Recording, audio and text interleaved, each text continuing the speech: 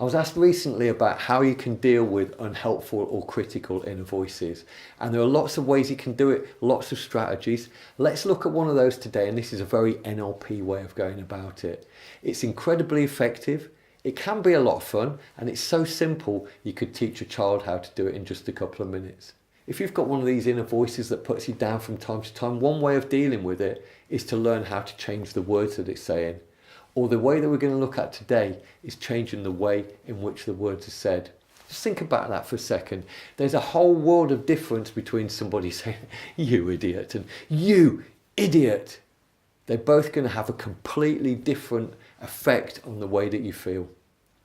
Very often when people have got an inner critic, when they stop and really listen to that voice, they find that it's not their voice that they're hearing. They're actually hearing the voice of a critical parent or a so-called friend who puts them down. So what we're going to look at today is how we can change the way that we feel by changing the sound of the voice. Let's say, for example, there's a voice inside your head saying, "Who do you think you are taking up dancing? You'll never be any good at dancing." What would that sound like if Mickey Mouse said it? It'd be something like, "Who do you think you are taking up dancing? You'll never be any good at it."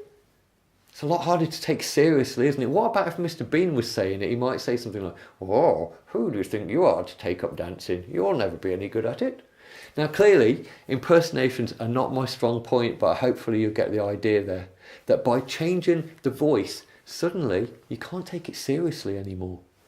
When my daughter was about 5, she came home from school a few times crying because a boy in her class had called her an idiot. So I taught her how to do this, that every time on the outside he said, "You're an idiot," inside her head she'd just repeat, "Oh, you're an idiot, you're an idiot."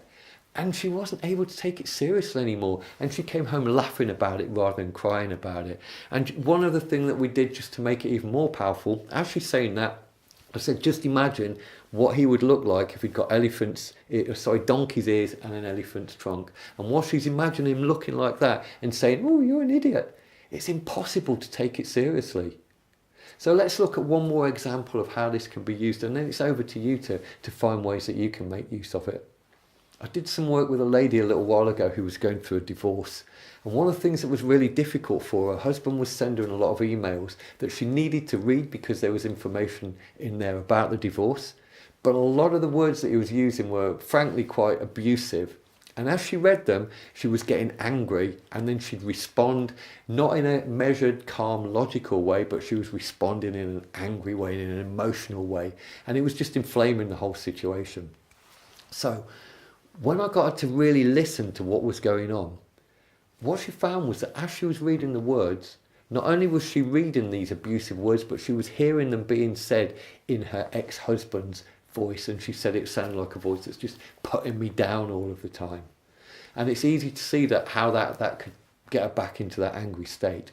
So I asked her to think of, who is your most supportive friend? If you could have somebody to have your back in a difficult situation, who would it be? And she thought of one of her friends, and I said, "Okay, so what does this person's voice sound like?" And she said, it's calm and it's relaxed, and it sounds like it's building me up rather than pulling it down. So from that point onwards, when she was reading these emails from her husband, she made the conscious effort to, instead of hearing her husband's voice, to hear her friend's supportive, lifting her up voice. And what she found was that took the sting out of the words. Because the words are just words. It was the emotional charge that she was feeling behind them that was causing her to feel angry. And that's the difference that can be made just by changing the tone of what's going on inside of our head. It doesn't even need to be anything as extreme as that. As you're going through your day, are you one of these people that talks to yourself? And by the way, it's not a sign of madness. Most people do. But if you're talking to yourself, what tone of voice are you using? Are you using a put yourself down tone of voice, or are you using a lift yourself up and build yourself up tone of voice? Because it will make all the difference to your experience. So there you go, incredibly simple and incredibly powerful. Changing the tone and the quality of the voice inside your head is one of the most powerful ways of changing the way that you feel.